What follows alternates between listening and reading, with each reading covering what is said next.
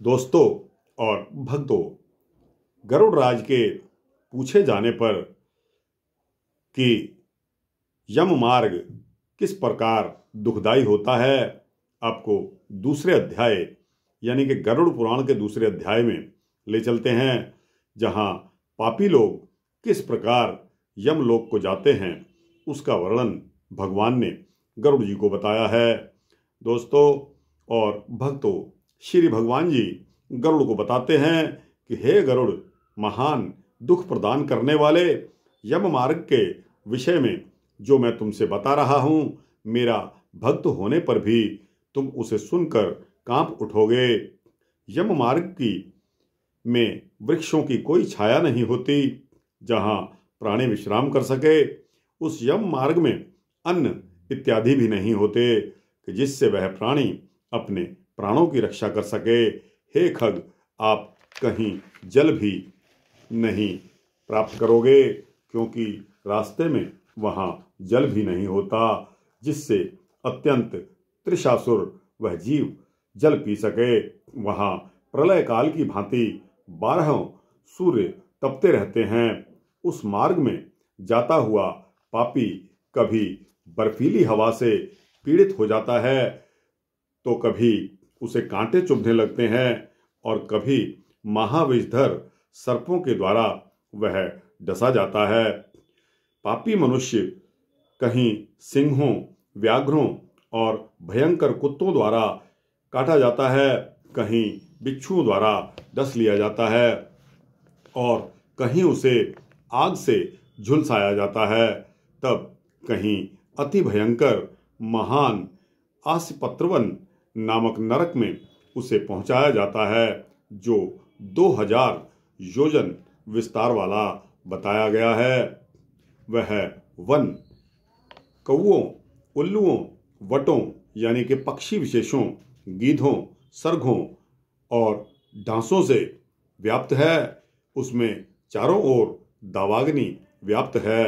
अस्सी पत्र के पत्तों से वह जीव उस वन में छिन्न भिन्न हो जाता है। कहीं अंधे कुएं में गिरता है, तो कहीं विकट पर्वत से वह गिर पड़ता है, कहीं छुरे की धार पर चलना पड़ता है, तो कहीं कीलों के ऊपर चलता है, कहीं घने अंधकार में गिरता है, तो कहीं उग्र भय उत्पन्न करने वाले जल में गिरता है, कहीं जोकों से भरे हुए कीचड़ में गिरता है, तो कहीं जलते हुए कीचड़ में गिरता है, कहीं तपी हुई बालू का व्याप्त और कहीं धधकते हुए ताम्रमय मार्ग, कहीं अंगार की राशि और कहीं अत्यधिक धुएं से भरे हुए मार्ग पर प्राणी को चलना पड़ता है।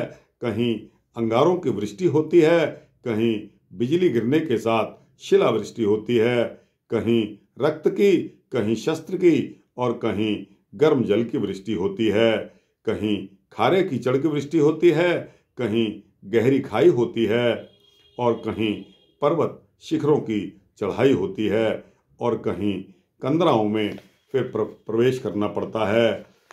वहाँ मार्ग में कहीं घना अंधकार होता है, तो कहीं दुख से चढ़ी जाने योग्य शिलाएं होती हैं, कहीं मवाद, रक्त तथा विष्ठा से भरे हुए तालाब होते हैं।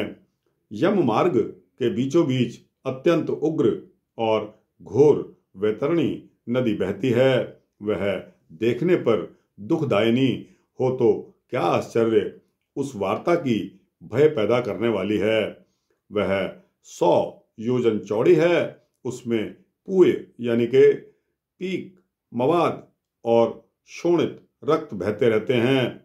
हड्डियों के समूह से उसके तट बने हुए हैं, अर्थात उसके तट पर हड्डियों के ढेर लगे हुए हैं।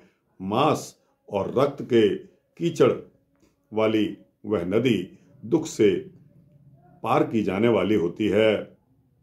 अथाह, गहरी और पापियों के द्वारा दुखपूर्वक पार की जाने वाली वह नदी केश रूपी सेवार से भरी होने के कारण दुर्गम है।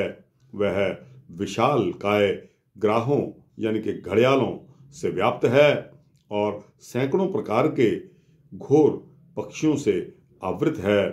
हे गरुड़, आए हुए पापी को देखकर वह नदी ज्वाला और धूम से भरकर कड़ाह में रखे घृत की भांति खोलने लगती है। वह नदी सुई के समान मुख वाले भयानक कीड़ों से चारों ओर व्याप्त है। वज्र के समान चोंच वाले बड़े बड़े गीध और कौवों से घिरी हुई है।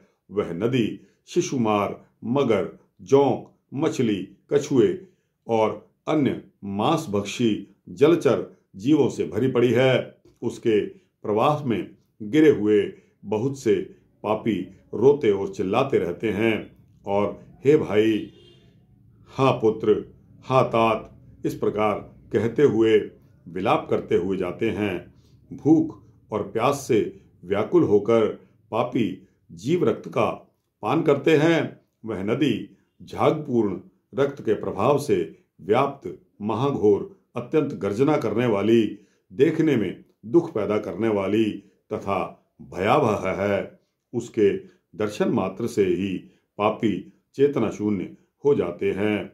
बहुत से बिच्छू तथा काले सर्पों से व्याप्त उस नदी के बीच में गिरे हुए पापियों की रक्षा करने वाला कोई नहीं है। उसके सैकड़ों हजारों भंवरों में पड़कर पापी पाताल में चले जाते हैं, क्षण भर पाताल में रहते हैं और एक क्षण में ही ऊपर चले आते हैं। हे खग, वह नदी पापियों के गिरने के लिए ही बनाई गई है, उसका पार कहीं नहीं दिखता। वह अत्यंत दुखपूर्वक तरने योग्य और बहुत ही दुख देने वाली है। इस प्रकार बहुत प्रकार के क्लेशों से व्याप्त अत्यंत दुखप्रद यम मार्ग में रोते चिल्लाते हुए दुखी पापी आत्मा जाती है। कुछ पापी पाश से बंधे होते हैं, कुछ अंकुश में फंसाकर खींचे जाते हैं और कुछ शस्त्र के अग्रभाग से पीठ में छेदते हुए ले जाए जाते हैं। कुछ नाक के अग्रभाग में लगे हुए पाश से और कुछ कान में लगे हुए पाश से खींचे जाते हैं। कुछ काल पाश से खींचे जाते हैं और कुछ कौवों से खींचे जाते हैं। वे पापी गर्दन, हाथ तथा पैरों में जंजीर से बंधे हुए और अपनी पीठ पर लोहे के भार को ढोते हुए मार्ग पर चलते हैं। अत्यंत घोर यमदूतों के द्वारा मुदगरों से पीटे जाते हुए वे मुख से रक्त वमन करते हुए तथा वमन किए हुए रक्त को पुनः पीते हुए जाते हैं। उस समय अपने दुष्कर्मों को सोचते हुए प्राणी अत्यंत ग्लानि का अनुभव करते हैं और अतीव दुखित होकर यमलोक को जाते हैं। इस प्रकार यम मार्ग में जाता हुआ मंदबुद्धि प्राणी हा पुत्र, हा पौत्र, इस प्रकार पुत्र और पौत्रों को पुकारता हुआ, हाय हाय करता हुआ, विलाप करता हुआ अपने पश्चाताप की ज्वाला से जलता रहता है और विचार करता हुआ महान पुण्य के संबंध से मनुष्य जन्म प्राप्त होता है। उसे प्राप्त कर भी मैंने धर्माचरण नहीं किया, यह मैंने क्या कर दिया। मैंने दान भी नहीं दिया, अग्नि में हवन भी नहीं किया, तपस्या भी नहीं की, देवताओं की पूजा भी नहीं की, विधि विधान से तीर्थ सेवा की नहीं की। अतः हे जीव, तुमने जो भी किया उसी का फल भोगो। तो दोस्तों, पापी प्राणी के लिए यह गरुड़ पुराण में लिखा गया है। आपने अपने कानों से सुना। दोस्तों, यह गरुड़ पुराण सारोद्धार गीता प्रेस गोरखपुर द्वारा पब्लिश्ड है और गरुड़ पुराण का अंश है। तो दोस्तों, यह वृतांत आपको कैसा लगा? अच्छा लगा हो तो इसको लाइक और शेयर करिए, अपने दोस्तों, मित्रों, भक्तों, जिज्ञासुओं को भेजिए। और दोस्तों, कमेंट सेक्शन में जाकर इस बारे में आपके क्या राय है, क्या विचार हैं, उसको ज़रूर मेंशन करिए। दोस्तों, आपके कमेंट्स से मेरे अंदर दोबारा इस प्रकार बल पैदा हो जाता है कि आपको अच्छे से अच्छा वृतांत कह सुना सकूं। और दोस्तों, इस चैनल को सब्सक्राइब कर देंगे तो आपको इसी प्रकार के सूक्ष्म भक्ति वृत्तांत मिलते रहेंगे। जय श्री राधे, जय श्री कृष्णा, जय श्री राधे कृष्णा।